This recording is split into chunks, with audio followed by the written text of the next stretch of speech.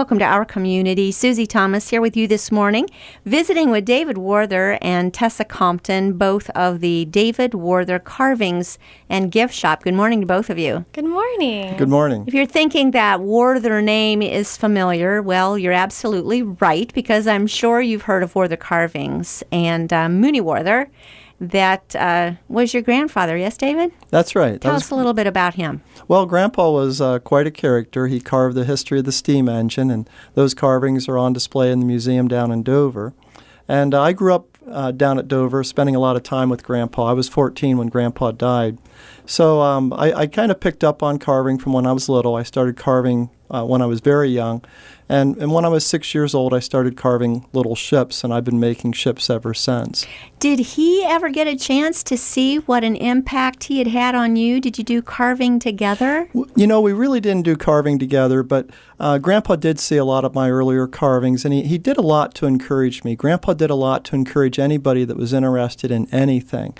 I took an interest in carving, and he was right there to tell me in a million different ways to keep at it, not to stop, that I was doing a good job. His education was how far along?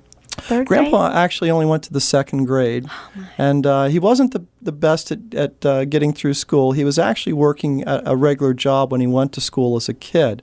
That's hard to picture, but back in the 1800s, my grandfather's father died when he was 3 years old, and the kids actually started to work very young. So he started school, believe it or not, at age 10, and because he was working starting at age 5. And at any rate, at age 10, he started a school. He could only go in the winter months. He had to work during the fair weather months. And it took him 4 years to get through the second grade. And after that, he went to work in a steel mill and continued as an adult starting at age 14. But the genius that he obviously was, when you see those carvings and the detail on those locomotives and different trains that were historical, it's remarkable, isn't it? That's something that's part of your family legacy. Well, it is. Grandpa worked with a great degree of ingenuity. He was self-taught, and because of that, that's why I really didn't carve with him. Grandpa felt that everyone should be self-taught, so that's kind of how that went. But at any rate, Grandpa was self-taught, and he developed his techniques and tools and methods of work, and got into the carving of the steam engines. Self-taught, except there is a story about someone who was a street person who taught him how to do some pliers. Right. The pliers idea is where you take a little piece of wood about the size of a clothespin, and it's a solid piece of wood, and you put 10 cuts into it with a knife. And if you put the 10 cuts in correctly, you actually form a little joinery, a little hinge, and you have a working pair of pliers. And Grandpa learned about that from a hobo who was passing through Dover when my grandpa was literally 5 years old. So Grandpa learned about this little trick. It was kind of a parlor trick back in the 1800s, and Grandpa mastered it, and it was a calling card for him the rest of his life. Did he personally teach you all how to do that? Because you all seem to know how to do that. Well, actually not. All of us kids, when we were growing up, wanted to master that, and when you're real little, you really want to do it, and you just can't. It takes a lot of strength in your hands.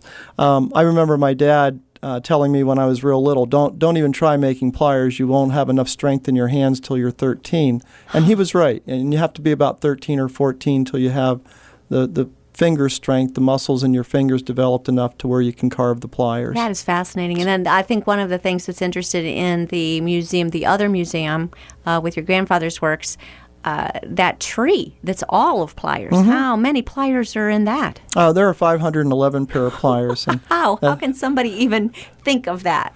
Well, I don't know what to tell you on that. Just kind of remarkable, isn't it? Well, thank you. It is interesting. It's a tree, probably needs a little bit of an explanation. Taking a larger piece of wood, a large pliers is made. And then from the handles, another pair of pliers is made on each handle of the pliers. And that keeps branching out until you end up with 511 pliers. Most of the pliers are down to the size of a little matchstick size. Yeah. So. You'd hate to get to the end and have one of those break. Anyway, It didn't happen, thank goodness. Something that's at that museum and at your museum, I never realized that your grandfather carved the same the scene from the steel mill that he worked at. He carved that more than once. Talk about that a little bit. Well, my grandfather worked in a steel mill in Dover, and later in life, he decided to carve replicas of the steel mill. And so about once every decade, he made a model of the steel mill. The one we have on display in our museum at Sugar Creek is actually dating to 1938. It's the oldest one in existence. And then he made another one in 1947 and then another one in the mid-50s. And those two later versions are in the old museum in Dover. Mm-hmm. So how did you come across finding this oldest one that you display? Well, that was quite a little bit of a jaunt. Grandpa made it in 1938. It's the only carving he made for sale. He sold it to a man in South Dakota. So all I knew was that the carving was made and sold to Bill Fix from Parkston, South Dakota.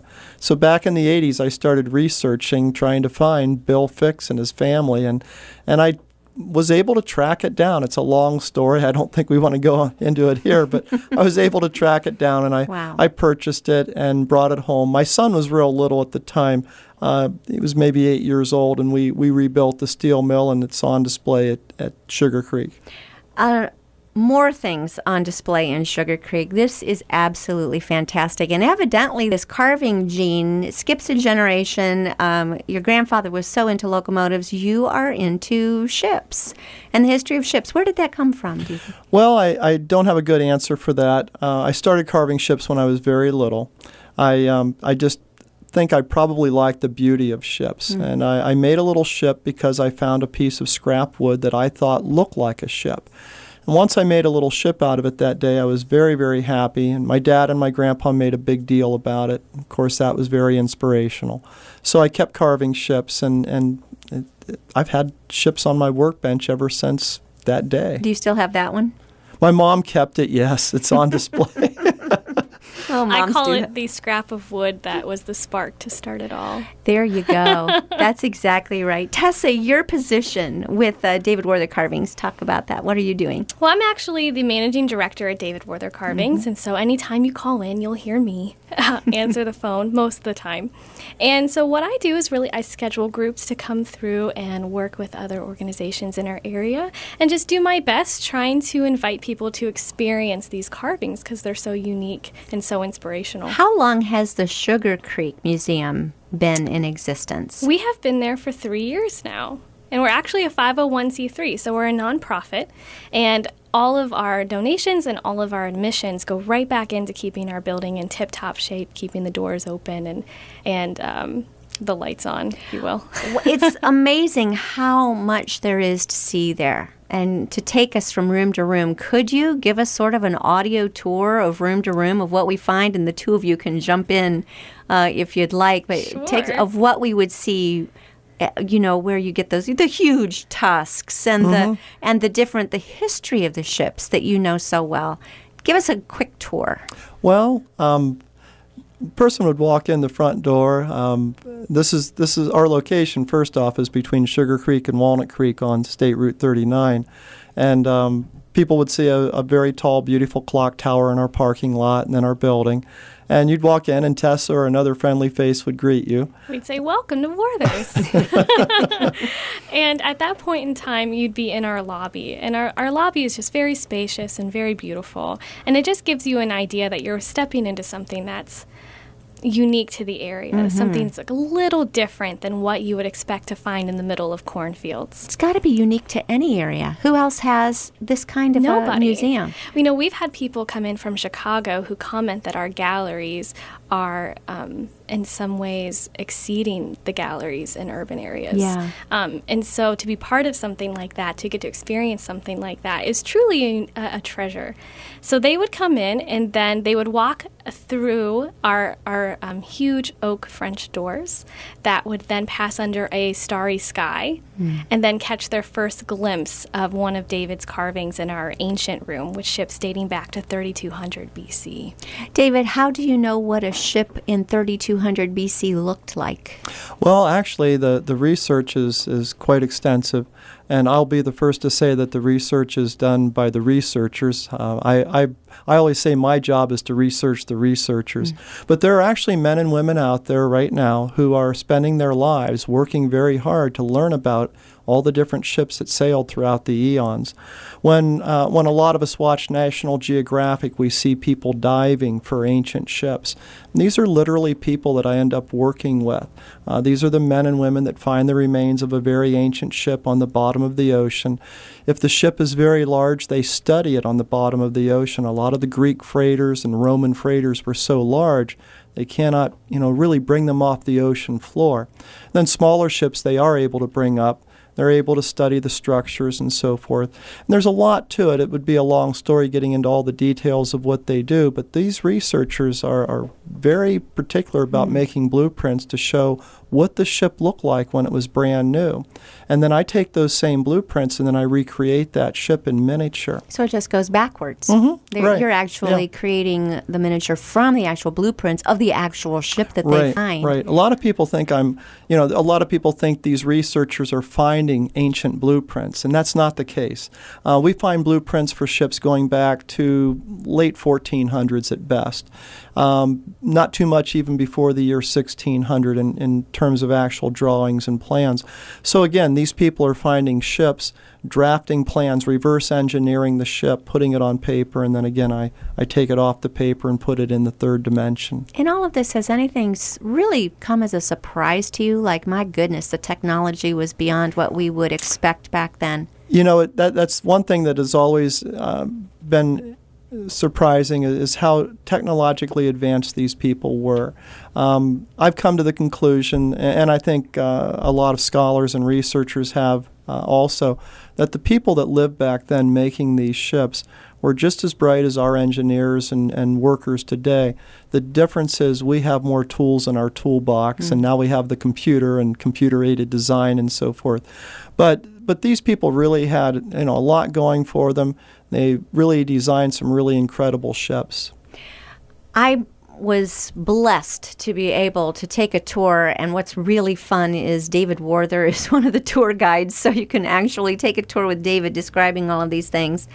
But to be able to go through and hear you tell it is fascinating, but you are too humble, because there are some things, and this is why Tessa is here, there are some things about you that we need her to be able to say. For example, you're in Wrigley's Believe It or Not. How did that come about?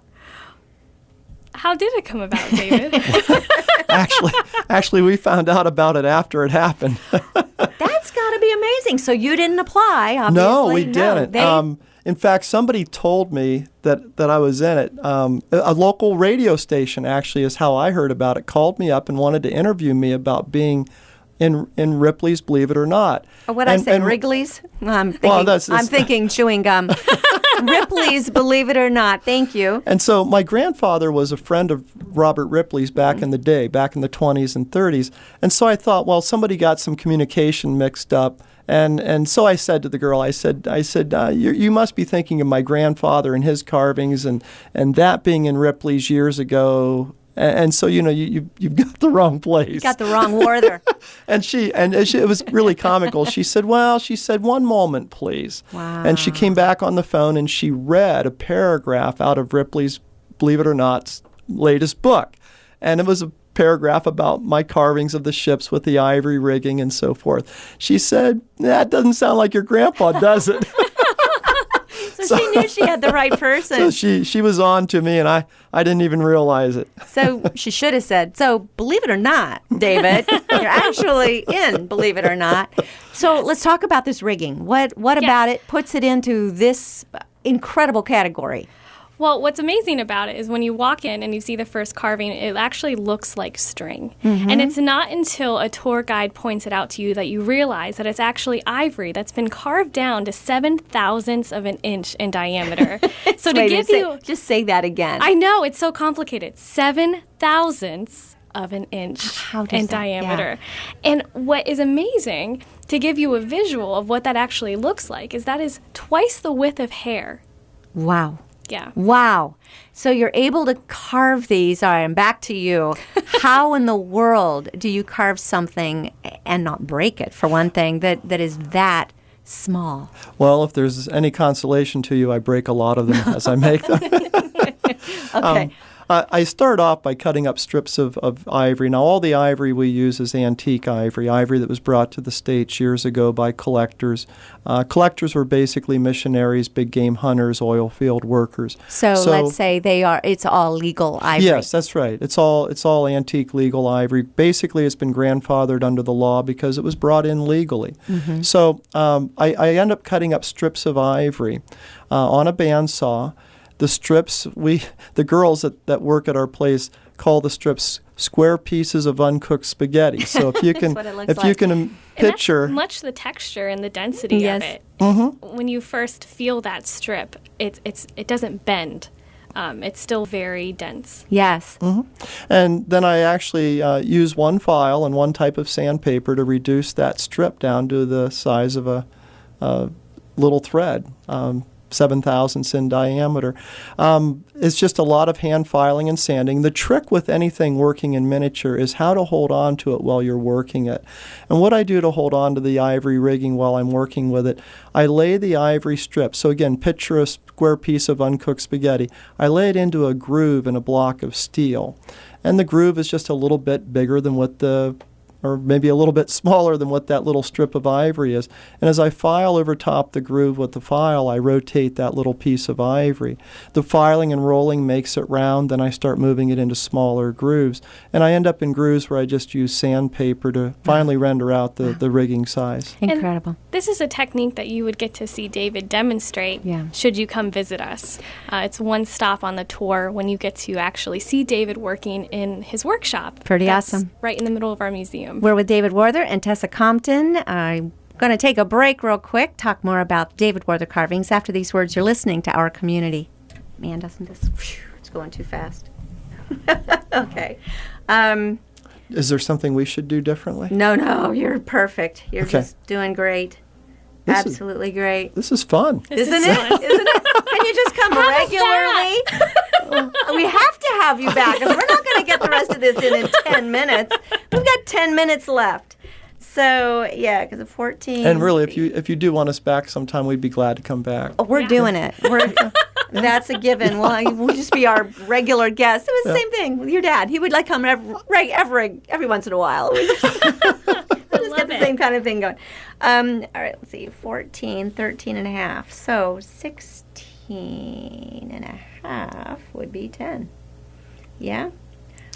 14 and 13 and a half is 27 and a half. So 16 and 10. No. Wait a minute. Well, 16 would take you to 32. And 13 and a half would be 27 and a half. So let's call this 16 and a half. They'll let us play with it a little bit. Oh, okay. So we have 11 minutes, yeah? We do. We're going 11 minutes.